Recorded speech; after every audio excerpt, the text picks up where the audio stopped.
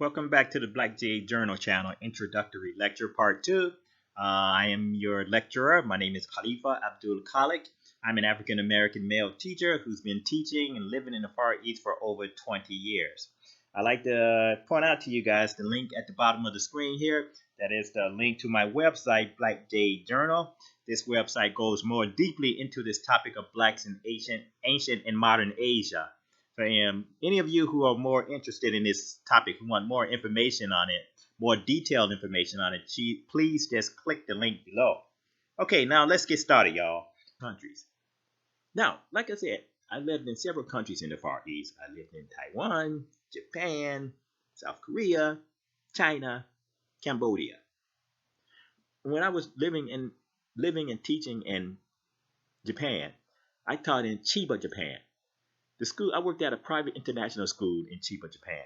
Okay. Now at this school, we have a playground period. I believe, if I remember correctly, it was after lunch. After lunch, we take all the kids out to the playground so they can burn off some of that extra energy that they had from eating lunch.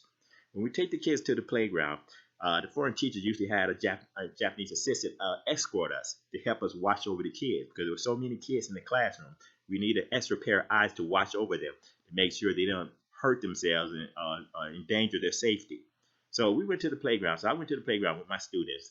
These were kindergarten kids. And I had a Japanese assistant there to help to assist me in watching over the kids in the playground.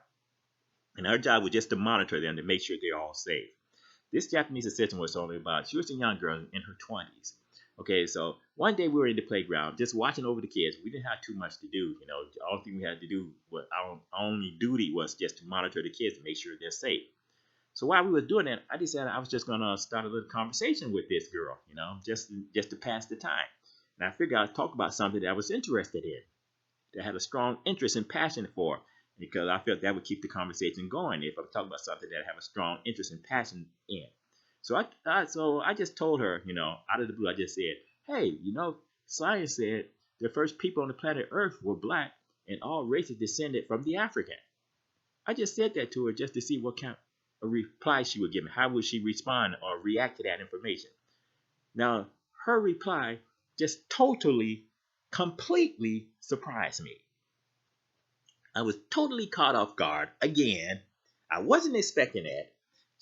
I didn't see that coming a mile away.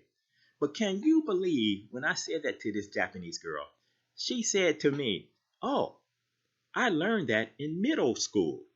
I learned about that when I was in junior high school, that all people came from Africa." Yeah, this woman told me she learned that in the middle school system, in the public school in Japan, in middle school, that all people came from Africa. So just think about that for a while, okay? Let's just think about that for a while. In the public schools in Japan, they're teaching Japanese kids that black people were the founding population on this planet Earth and all people descended from the African. Now, again, they don't teach black kids that in the public schools in America. They don't teach that in the inner city schools in New York, in Detroit, in Chicago. I know because I attended those schools. I went to school in Chicago, and we never get any type of information like that.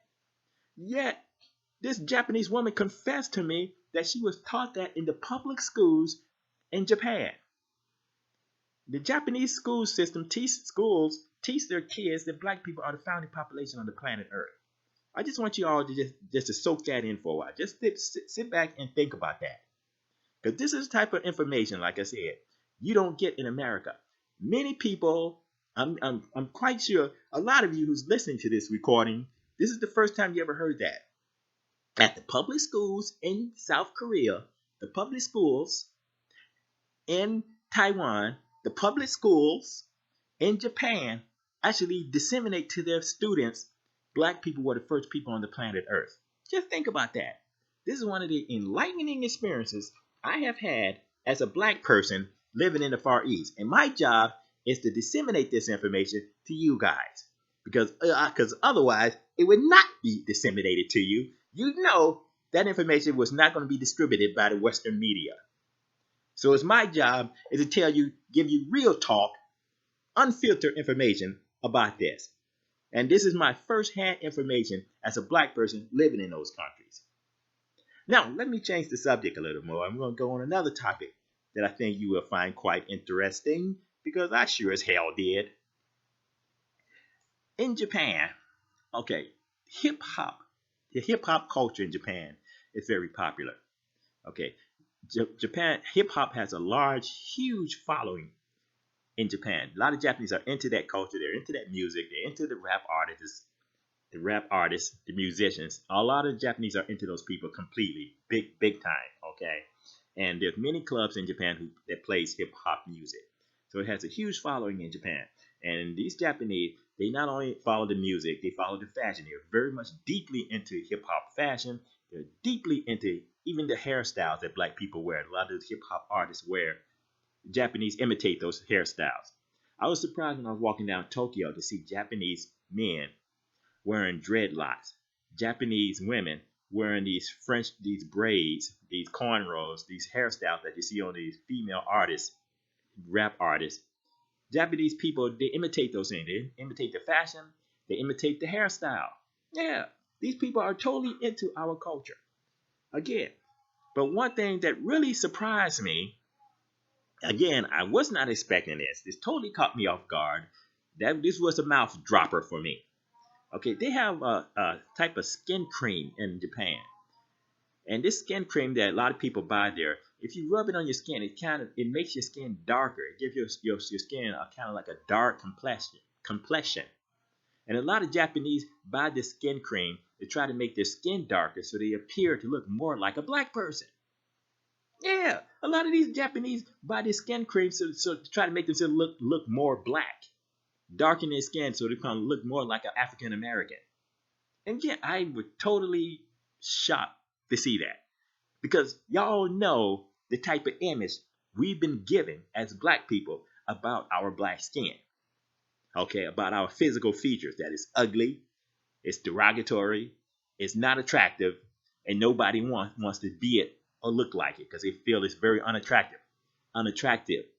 What people prefer is the white skin, the white features, the white facial features, the white physical features. That's what we are taught. Yet over in Japan, I come across these Japanese people who are trying to make their skin darker artificially by buying skin cream that would darken their skin. And again, you know you wouldn't hear that type of information through any other outlet because it's filtered, okay? It's edited out.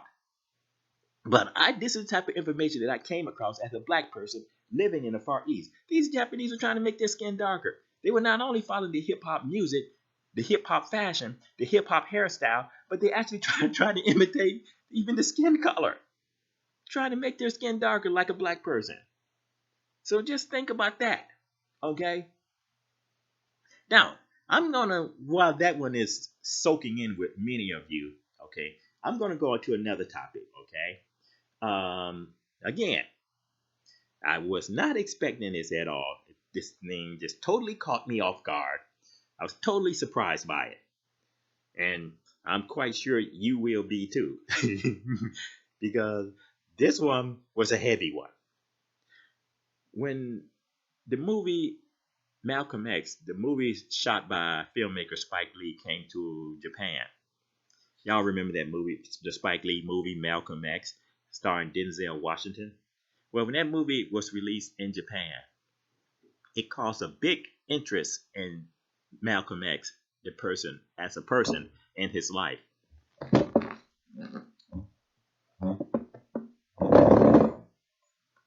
And so what ended up happening is that movie caused a huge interest in Malcolm X. So a lot of Japanese wanted to read Malcolm X's autobiography. So what ended up happening is his autobiography ended up being translated into Japanese and distributed through the book to the bookstores in Japan. Okay, so his book was released in Japan in the Japanese, and translated in Japanese and released in Japan. And after only about 3 weeks, that book rose to the bestseller list in Japan. It became a bestseller in Japan. Let me repeat this. The autobiography of Malcolm X was a bestseller in Japan. Think about that. These Japanese people were interested in Malcolm X.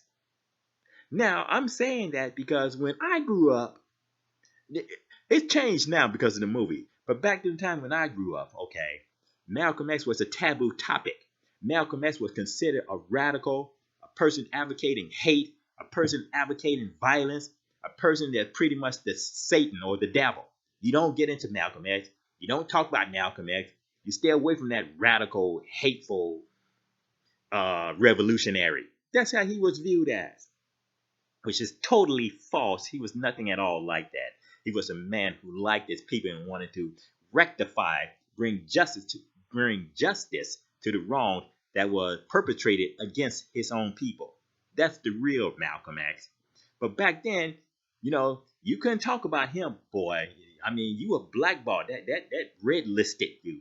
Okay, you were red listed if you brought up the topic about Malcolm X, let alone the fact that you liked him or you were interested in him. But these Japanese people, they had a huge interest in Japanese. They had a huge interest in Japanese and Malcolm X. I'm sorry. All these people had this passion to seek out Malcolm X, to seek out his book, and to learn more about his life. That's why his book, his autobiography, became a bestseller in Japan after only just 3 weeks from its release date. In fact, the interest in Malcolm X became so huge in Japan that, can you guys believe, a street in Tokyo was renamed Malcolm X Boulevard? Let me repeat that. A street in Tokyo, Japan was actually renamed Malcolm X Boulevard. These people were so much into this hero, our black hero, Malcolm X, that they named a street after him in Tokyo, Japan. How many of you knew that? How many of you ever heard of that?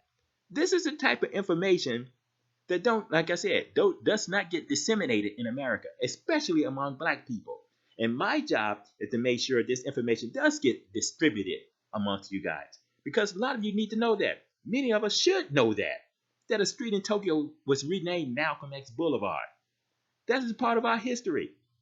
These people, see, that's what I mean. That's what I'm talking about. These people are more in, you go to a lot of these countries and you discover these people are more into black history than even black people are. These people are more into our accomplishments, our greatness, the things that we have achieved as a people. They were more into that than many black people are. In Tokyo, Japan, these people are naming a street Malcolm X Boulevard. In Taichung, Taiwan, they have books in the public library, in the school public library, stating black people were the first people on the planet Earth. In South Korea, in Ulsan, South Korea, they have the same books stating black people were the first people who occupied this planet. These people are more into black history than we are.